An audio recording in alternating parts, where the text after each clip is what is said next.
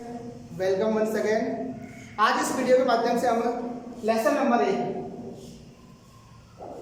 अध्याय 1 प्रारंभ करने जा रहे हैं। अध्याय का नाम है आवर्त बीजी पादपों में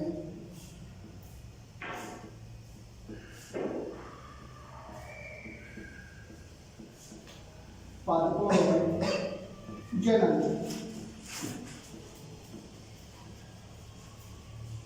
अर्थात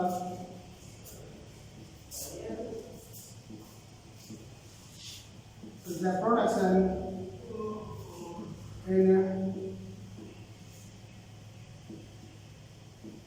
angiosperm plant।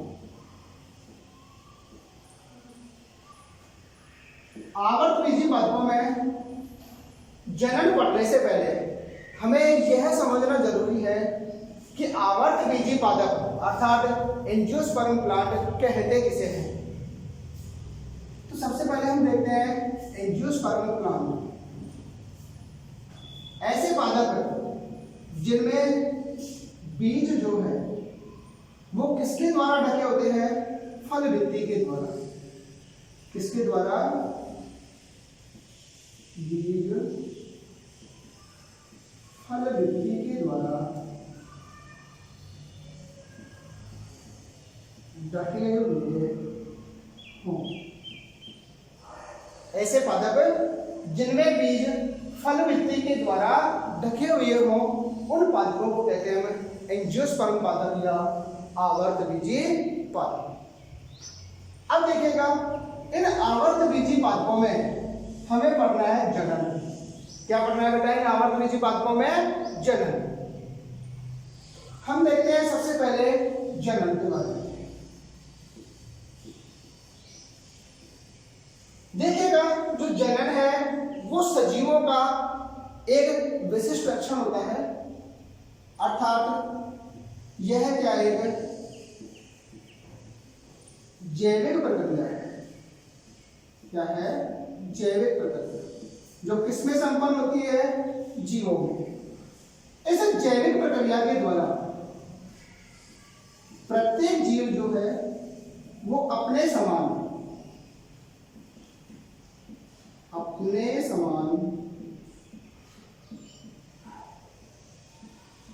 नए जीव को उत्पन्न करता है।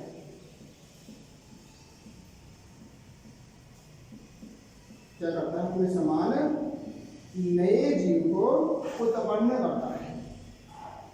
तो यह जो प्रक्रिया है वो कहलाती है जनन। क्या कहलाती है? जनन। परिभाषा के तौर पर यदि हम देखें तो इसकी परिभाषा हो जाएगी बेटा, वह जैविक प्रक्रिया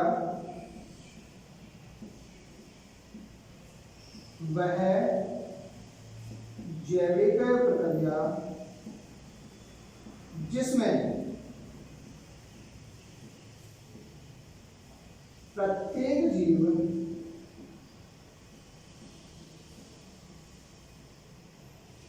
अपने समान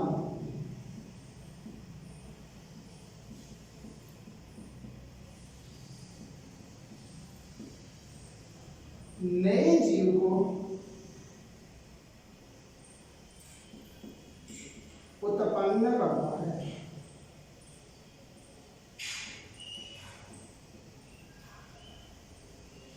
क्या कहलाती है? जनन कहलाती है।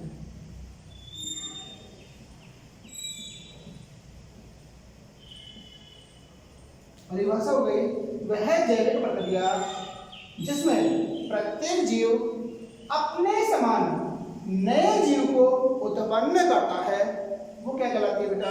जनन कहलाती है। अब देखिएगा, इस जनन के अंतर्गत ऐसे जीव जो कि इस नए जीव को उत्पन्न कर रहे हैं वे जीव कहलाते हैं जनन। क्या कहलाते हैं? जनन। तथा उत्पन्न होने वाला जो नया जीव है वो कहलाती है संतति। क्या कहलाती है? संतति। अर्थात हम कह सकते हैं नए जीव को उत्पन्न उत्पन्न करने वाले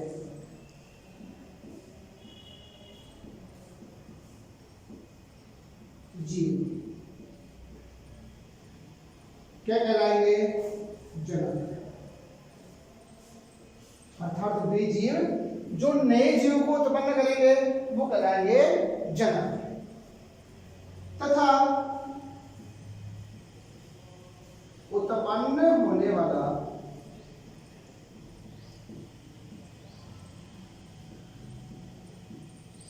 नया जीव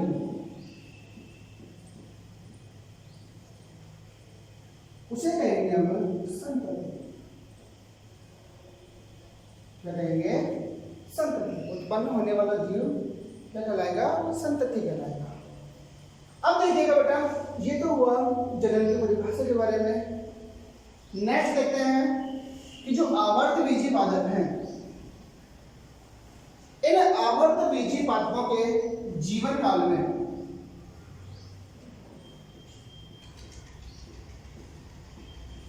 आवर्त बीजी पादपों के जीवन काल में 2 पीढ़ियां पाई जाती हैं।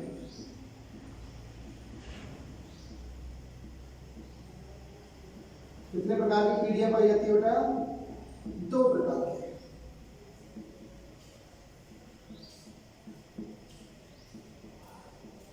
जिनमें से पहली पीढ़ी बीजाणुद्वित पीढ़ी होती है।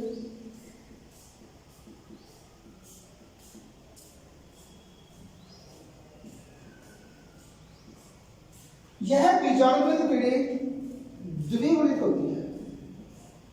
कैसे होती है बेटा? द्विगुणित, अर्थात 2n। यह मुख्य पीढ़ी होती है। कैसे होती है? मुख्य पीढ़ी। और कैसी होती है? दीर्घजीवी, अर्थात लंबे समय तक जीवित रहने वाली होती है। एवं कैसी होती है ये? स्वतंत्र जीवी, अर्थात अपना जीवन यापन स्वतंत्र रूप से कर सकती है। वो पीढ़ी कौन सी होती है? बीजाणुद्वित पीढ़ी, जो इनकी मुख्य अवस्था होती है। सेकेंड इनके जीवन चक्र में दूसरी पीढ़ी होती है युग्मकोद्भिद पीढ़ी।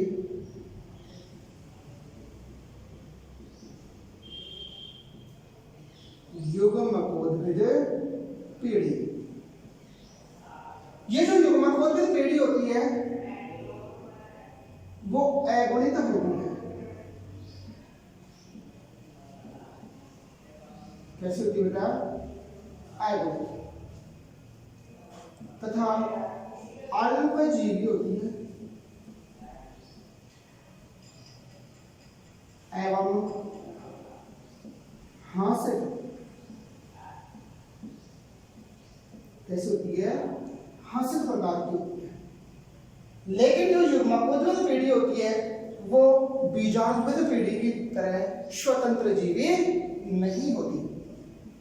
ये क्या नहीं होती?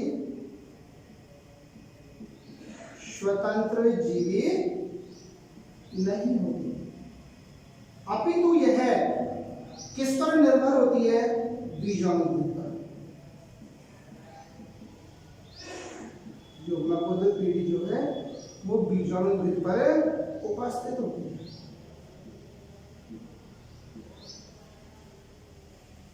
तो इस प्रकार इन आवर्त बीजी पादपों के जीवन काल में 2 प्रकार की पीढ़ियां होती है, जिनमें से एक बीजाणुद्वित और दूसरी युग्मकोद्भिद पीढ़ी। इनके जीवन चक्र में बीजाणुद्वित पीढ़ी, उसके बाद में युग्मकोद्भिद पीढ़ी, और युग्मकोद्भिद पीढ़ी की समाप्ति के पश्चात पुनः बीजाणुद्वित पीढ़ी आती रहती है। अर्थात इन दोनों पीढ़ियों का एक दूसरे के पश्चात एकांतरण होता रहता है।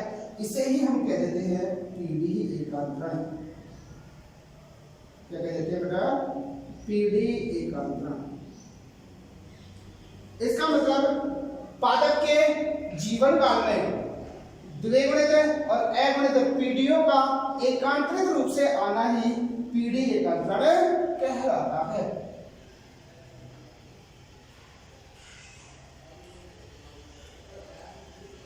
नेक्स्ट देखिए बेटा,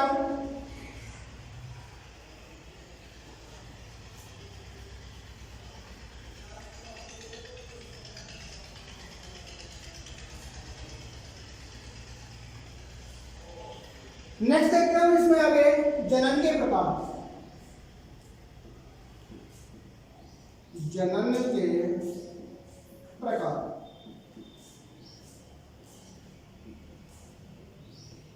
तो आवर्त बीजी पादपों में जो जनन है, आवर्त बीजी पादपों में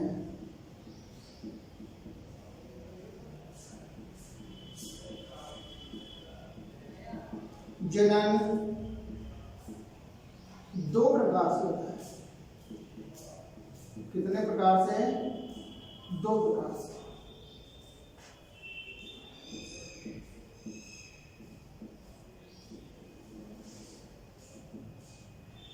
पहला है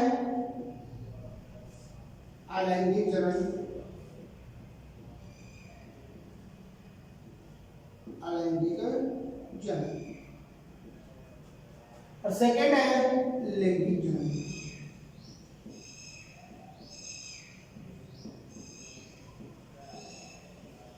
तो आवर्त बीजी पादपों में जो जनन है दो प्रकार से होता है, अलैंगिक जनन और लैंगिक जनन। अलैंगिक जनन की बात करें तो जब नए जीव का जो निर्माण है वो अर्धसूत्री विभाजन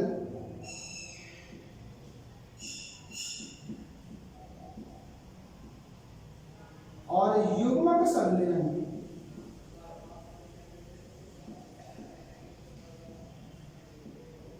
अर्थात हम कह सकते हैं निषेचन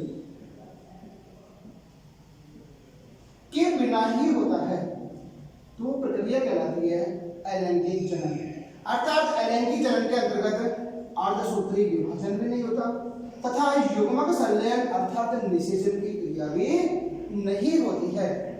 इसी कारण जब अर्धसूत्री विभाजन नहीं होता, निषेचन नहीं होता, इसी कारण जो उत्पन्न संतति है उस संतति में विभिन्नताएं नहीं आती।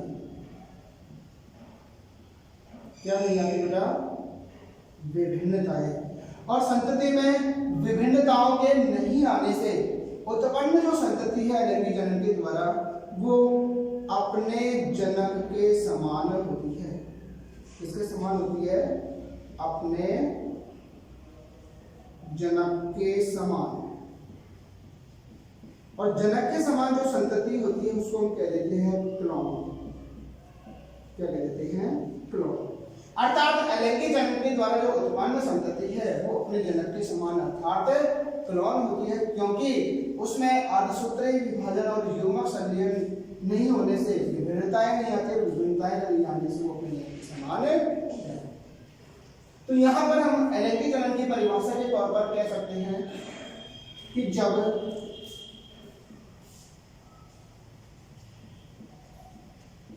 संतति का निर्माण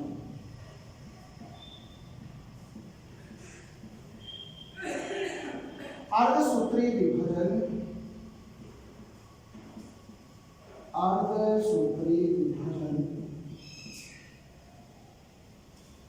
एवं युग्मक संलयन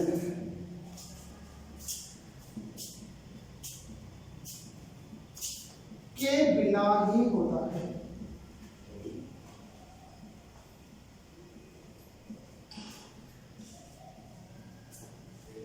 तो उसे अलैंगिक जनन कहते हैं। क्या कहते हैं बेटा? अलैंगिक जनन कहते हैं।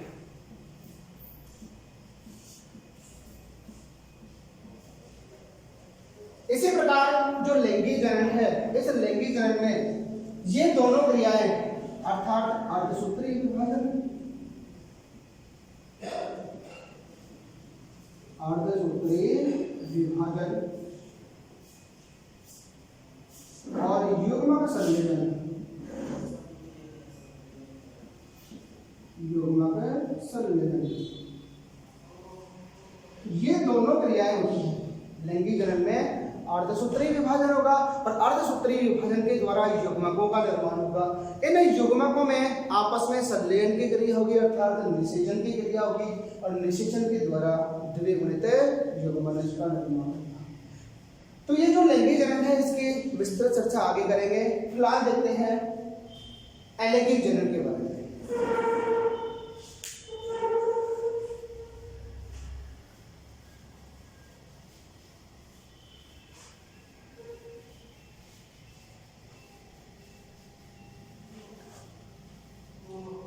तो नेक्स्ट है अलैंगिक जनन।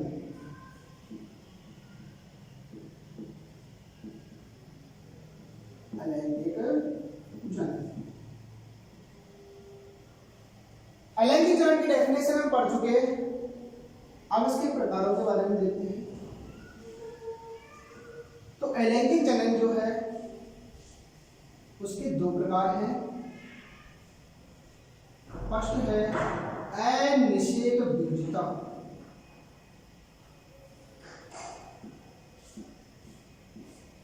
अलैंगिक जनन के जो प्रकार है उसमें फर्स्ट है अनिषेक बीजता और सेकंड कायिक जनन, या इसे कह देते हैं कायिक प्रवर्धन, कायिक प्रवर्धन। अनिषेक बीजता अर्थात एक गेमो स्पर्म, अनिषेक बीजता को क्या कहते हैं बेटा? एक गेमो स्पर्म। यहाँ पर एक का अर्थ होता है नॉट, एक अर्थ नॉट और नॉट का अर्थ होता है बिना या नहीं। जो गैमोस शब्द है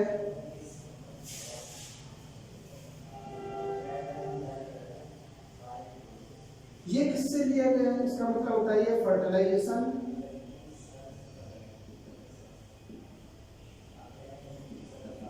गैमोस का अर्थ होता है फर्टिलाइजर, फर्टिलाइजेशन का मतलब होता है निषेचन। और जो ये शब्द है स्पर्म, ये लिया गया है स्पर्म से, स्पर्म। और स्पर्मा का अर्थ होता है सीड अर्थात बीज होता है। तो यहाँ पर देखो बिना निषेचन के बीज का निर्माण क्या कहलाता है? अनिषेक बीजता। अर्थात वह प्रक्रिया जिसमें बीज का निर्माण निषेचन के बिना ही होता है उसे कहते हैं अनिषेक बीजता। अर्थात हम कह सकते हैं जब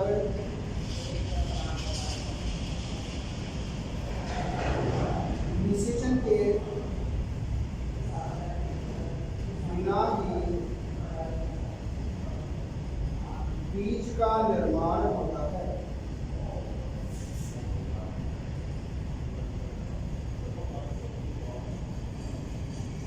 तो उसे अनिषेक बीजता कहते हैं। क्या कहते हैं बेटा? अनिषेक बीजता।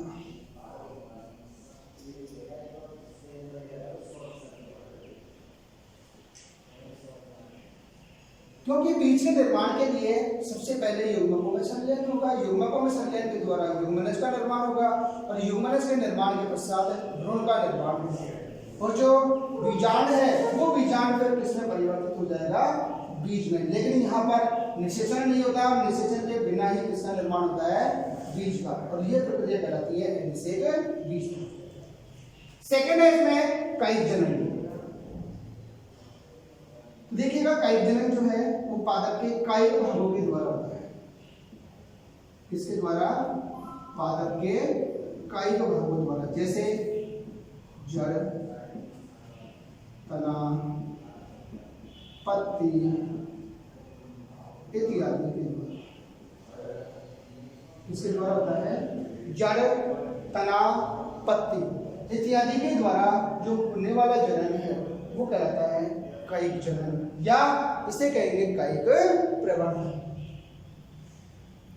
इस प्रोसेस के अंतर्गत पादप के वे भाग जो कि किसमें कायिक जनन में भाग लेते हैं, अर्थात पादप के कायिक भाग, उनको कहते हैं प्रवर्ध। क्या कहते हैं उनको? प्रवर्ध या प्रोपेग्यूल्स।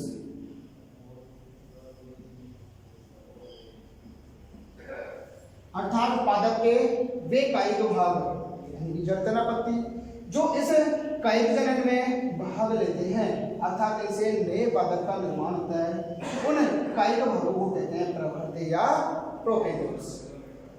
अब इस कायिक जनन की कुछ विधियां हैं या कहें कि इसके कुछ प्रकार हैं, वो देखते हैं।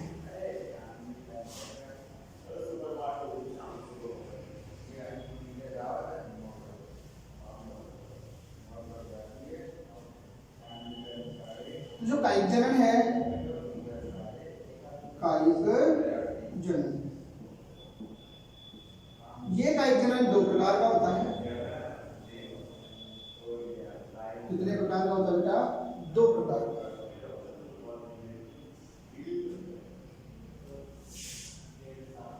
नंबर 1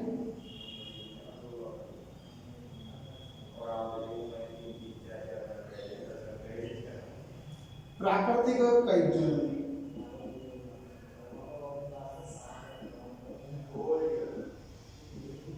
प्राकृतिक कायिक जनन।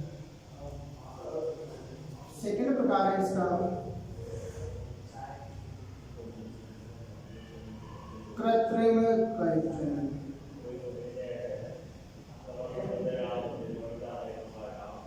सबसे पहले देखते हैं प्राकृतिक कायिक जनन। देखो नाम से स्पष्ट है, प्राकृतिक कायिक जनन पहले पढ़ चुके। प्राकृतिक का मतलब प्रकृति में स्वयं ही होने वाला जो कायिक जनन है वो कहलाता है प्राकृतिक कायिक जनन। अब जो प्राकृतिक कायिक जनन है, इस प्राकृतिक कायिक जनन की कुछ विधियां हैं, अर्थात प्राकृतिक कायिक जनन किसके द्वारा होगा?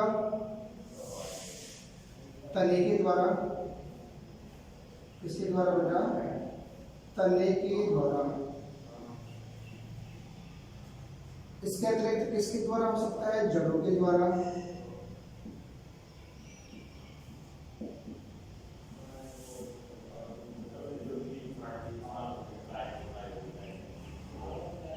पत्ती के द्वारा।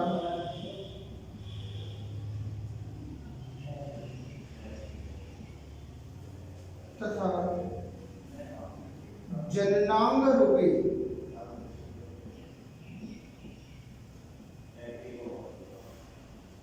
संरचनाओं द्वारा।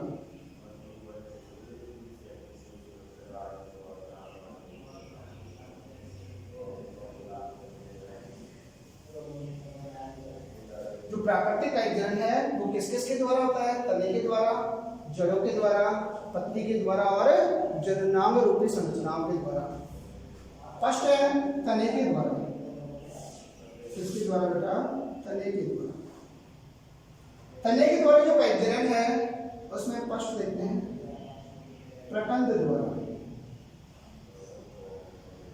प्रकंद, ये इसको बोलते हैं राइजोम। प्रकंद या राइजोम द्वारा। देखो जो प्रकंद होता है, ये प्रकंद पादप का भूमिगत तना होता है।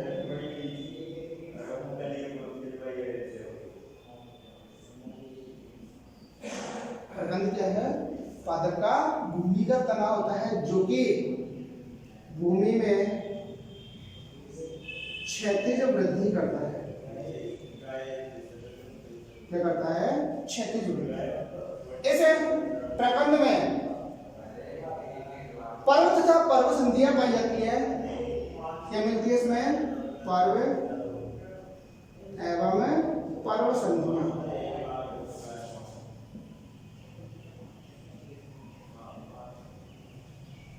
इन पर्व संधियों पर इन पर्व संधियों पर कक्षस्थ कलिकाएं पाई जाती हैं।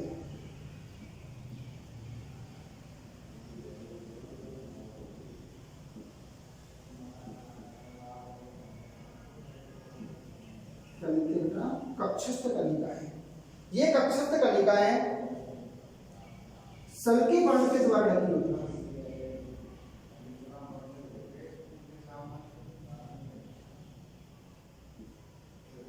जब अनुकूल परिस्थितियां होती है तो ये कक्षस्थ कलिकाएं वृद्धि करती हैं और वृद्धि करके नए पादप का निर्माण कर लेती है।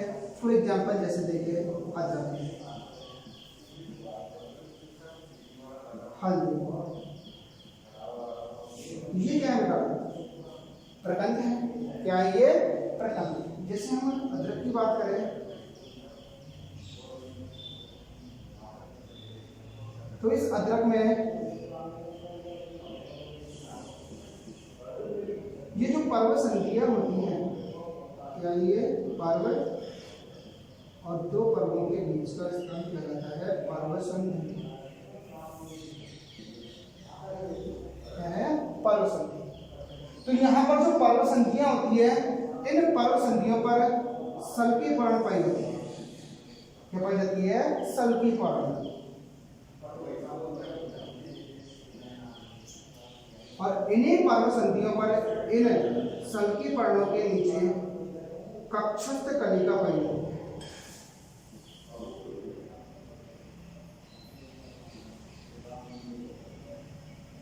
क्या पाई जाती है? कक्षस्थ कलिका। और यही कक्षस्थ कलिकाएं जो है आगे वृद्धि करती हैं, वृद्धि के द्वारा नई पादप का निर्माण कर लेती है। सेकेंड, कंद द्वारा। कंद को बोलते हैं ट्यूबर। यहां देखो, जो कंद है ये भी भूमिगत तना होता है। क्या होता है? ये भी भूमिगत तना होता है। लेकिन यहाँ पर जो भूमिगत तने हैं, उस भूमिगत तने के शीर्ष भाग, कौन से भाग? शीर्ष भाग भोजन संचय के कारण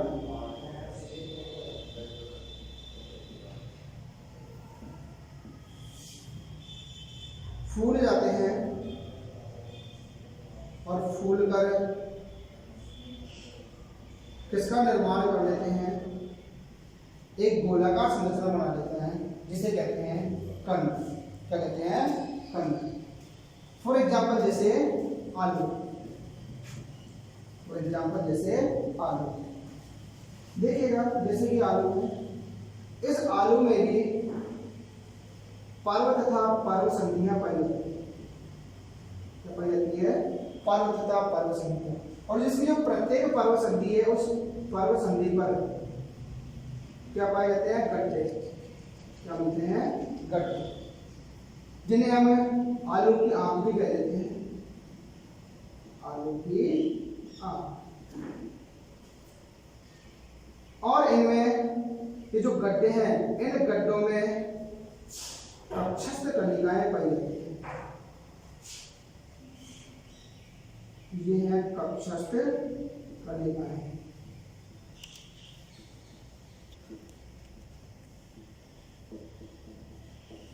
ये जो कक्षस्थ कलिकाएं हैं, ये कक्षस्थ कलिकाएं आगे वृद्धि करती हैं और वृद्धि के द्वारा नए पादप का निर्माण कर लेती हैं। इसी प्रकार थर्ड, घन कंद, सल्क कंद द्वारा।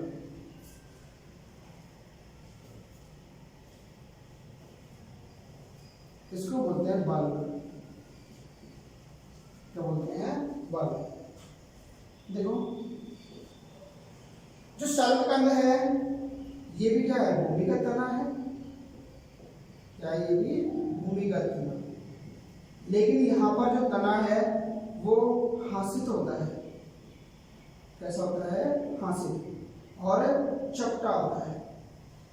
क्यों होता है हासिल? क्योंकि यहाँ पर जो पर्व संधियां हैं वो पास पास होते हैं, क्योंकि पर्व अत्यंत छोटे होते हैं, फलस्वरूप पर्व संधियां पास पास आ जाती हैं। और जो पत्तियां हैं, इन पत्तियों के आधारी भाग भोजन संचय के कारण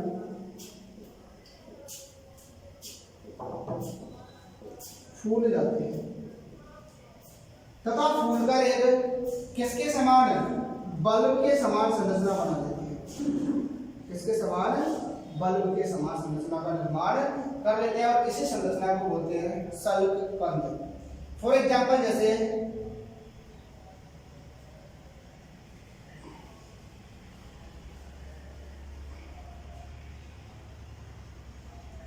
प्याज, फॉर एग्जाम्पल जैसे प्याज।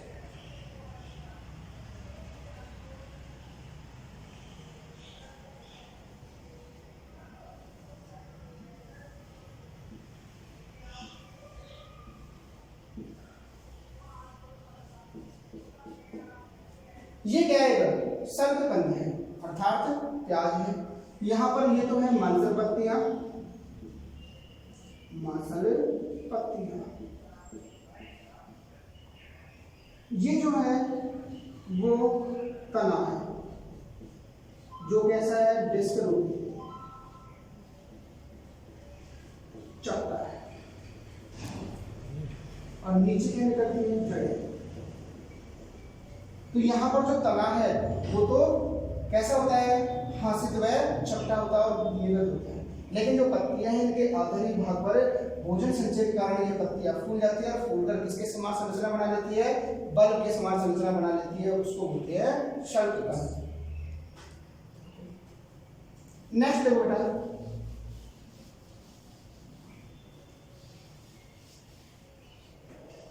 सल्कपंथ के बाद में चौथी विधि है इसमें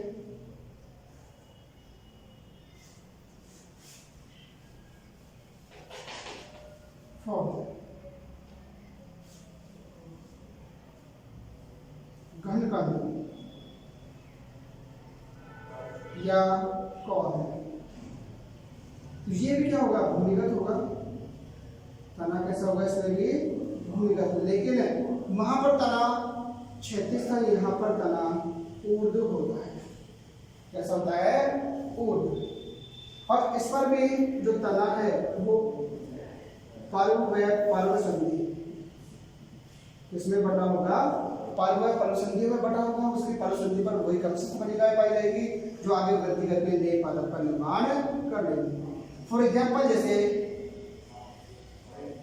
अरबी, केसर इत्यादि। नेक्स्ट ऊपरी भूस्थाई, ऊपरी भूस्थाई, उसको बोलते हैं रनर। देखो ये जो ऊपरी भूस्थाई है इसमें तना भूमि की सतह के ऊपर होता है, आता है भूमि की सतह के ऊपर, तथा पर्व लंबे होते हैं। पर्व कैसे होते हैं? लंबे। ठीक है, तो यहां पर जो तना है वो भूमि की सतह के ऊपर होगा। पर्व कैसे होंगे? लंबे। इनकी जो पर्व संधियां है, पर्व संधियों की आधारित सतह से यानी भूमि के समीप से क्या निकलेंगी? अपस्थानिक जड़ें निकलेंगी, अपस्थानिक जड़ें निकलेंगी। और जो ऊपरी भाग है वहां पर जो पर्व संधि है उस पर कक्षस्थ कणिका होगी। क्या होगी? कक्षस्थ कणिका। ये कक्षस्थ कणिका पर्ण आच्छद के द्वारा ढकी हुई होती है और यह कक्षस्थ कणिका आगे वृद्धि करती है और वृद्धि करके नए पादप का निर्माण कर लेती है। फॉर एग्जाम्पल जैसे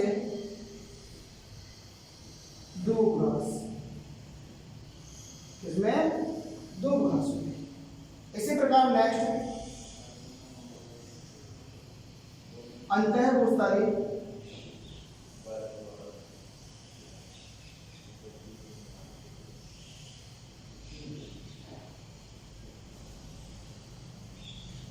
देखो यहां पर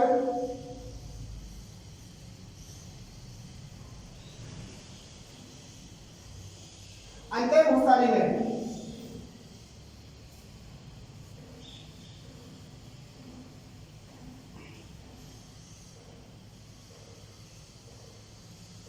अंतःभूस्थाली के अंतर्गत जो तना है उस तने में भूमि के समीप से, जैसे भूमि के समीप से एक शाखा निकलती है। क्या निकलती है? शाखा। यह शाखा कुछ दूरी तक भूमि के समानांतर वृद्धि करती है और भूमि के समानांतर वृद्धि करने के पश्चात ये वापस भूमि की सतह से बाहर निकल आती है और भूमि की सतह से बाहर निकलकर क्या करती है? एक नए पादप का निर्माण कर लेती है। तो इसमें क्या होगा कि जो मुख्य पादप है, क्या है? मुख्य पादप। इस मुख्य पादप से एक शाखा निकलेगी।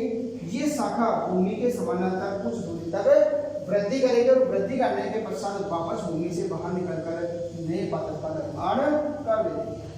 फॉर एग्जाम्पल जैसे पुदीना, फॉर एग्जाम्पल जैसे पुदीना। इसी प्रकार नेक्स्ट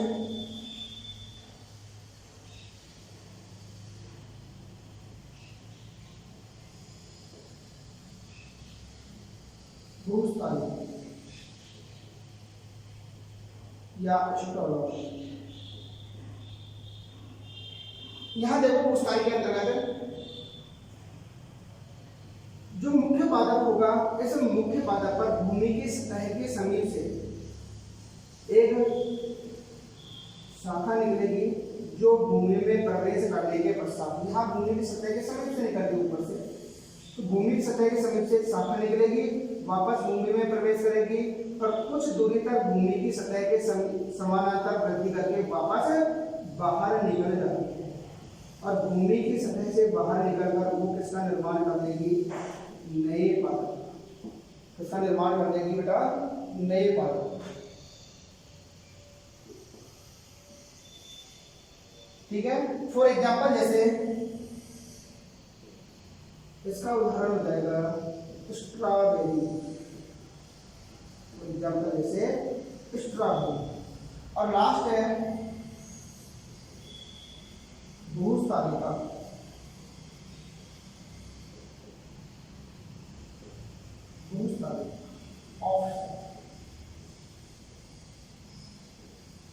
भूस्थालिका यहां देखो, भूस्थालिका के अंतर्गत जैसे हम बात करें जलकुंभी की, जलकुंभी, तो जलकुंभी में क्या होता है कि जो मुख्य पादप है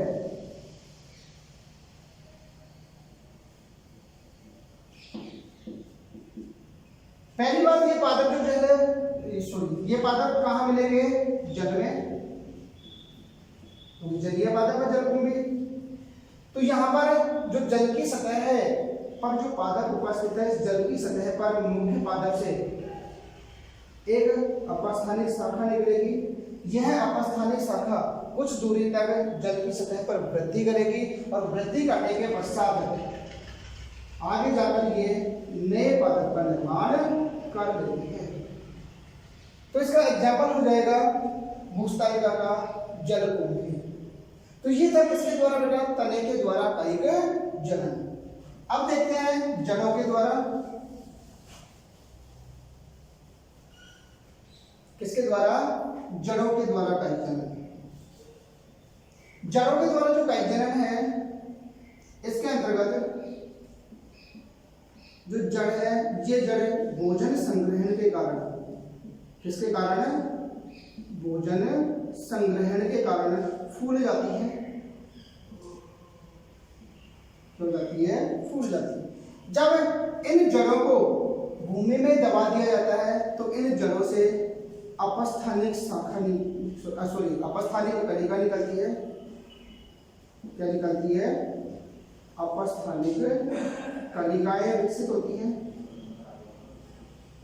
और इन अपस्थानिक कलिकाओं से आगे चलकर नए पादप का निर्माण होता है। इसका नए पादप, फॉर एग्जाम्पल जैसे शकरकंद,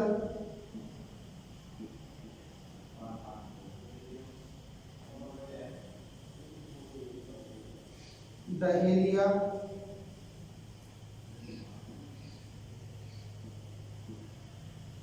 शतावरी। तो यहां पर बेटा जो जड़ें हैं वो फूली हुई होंगी, जड़ें फूली हुई। इन फूली हुई जड़ों को जब भूमि में दबा दिया जाता है तो इनसे अपस्थानिक कलिकाएं निकलेगी और जो अपस्थानिक कलिकाएं आगे वृद्धि करती है नए पादप का निर्माण कर लेंगी। लेकिन कुछ जो बड़े पादप हैं, इन बड़े वृक्षों की जड़ें भी क्या करती हैं, कई जनन का कार्य करती हैं, जैसे नीम, शीशम इत्यादि। तो इन पादपों की जड़ों से भी नए पादपों का निर्माण होता है। इसी प्रकार बात करें पत्तियों के द्वारा, इसके द्वारा पत्तियों के द्वारा, तो पत्तियों के द्वारा कई जनन होते हैं।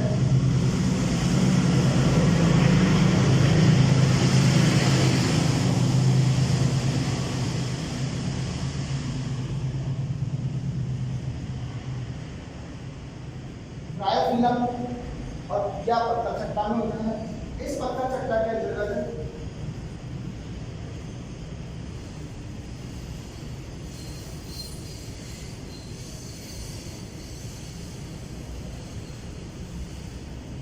जो पत्तियां हैं, इन पत्ती के किनारों से अपस्थानिक कलिकाएं विकसित होंगी। यहाँ पर पत्ती के किनारों से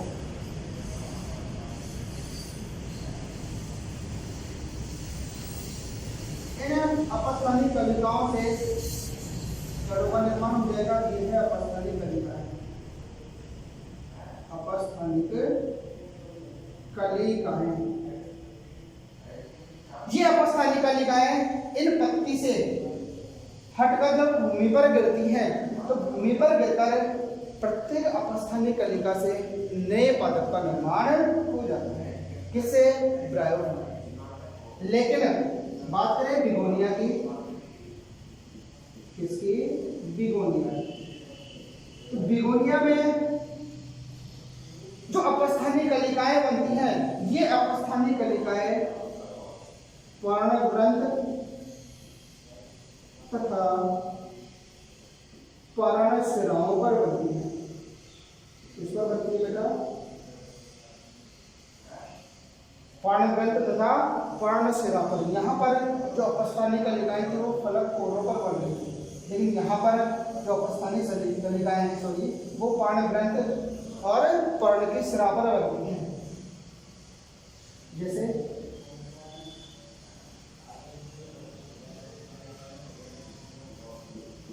यहाँ पर जो अपस्थानिक कलिकाएं बनेगी या तो पर्णग्रंथ पर बनेगी या पर्णशिराओं पर बनेगी। और ये जो अपस्थानिक कलिकाएं हैं वो आगे पत्ती से अलग होंगी और अलग होकर नए पादप का निर्माण कर देंगी। इसमें बिगोनिया में नेक्स्ट है जन्नांग रूपी संरचनाओं के द्वारा। तो देखिएगा इस प्रकार का जो प्राकृतिक जनन है वो केवल कुछ ही पादपों में होता है। यहाँ पर जो पादप है उस पादप में जो पुष्प क्रम है, इस पुष्प क्रम में पुष्प बनने के स्थान पर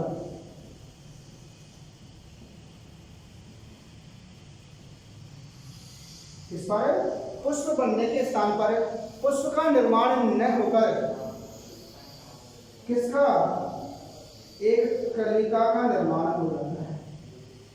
इसका निर्माण हो जाता है, एक कलिका का निर्माण होता है। उस कलिका को बोलते हैं पत्र प्रकलिका।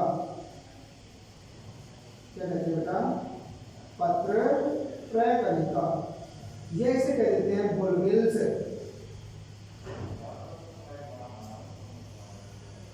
क्या कहते हैं, बुलबिल्स। पत्र प्रकलिका या बुलबिल से कह देते हैं। ये बुलबिल से जो मात्र पादप है उस मात्र पादप से टूटकर जब अलग होती है तो भूमि पर गिरकर नए पादप का निर्माण कर लेती है। फॉर एग्जाम्पल जैसे अवेव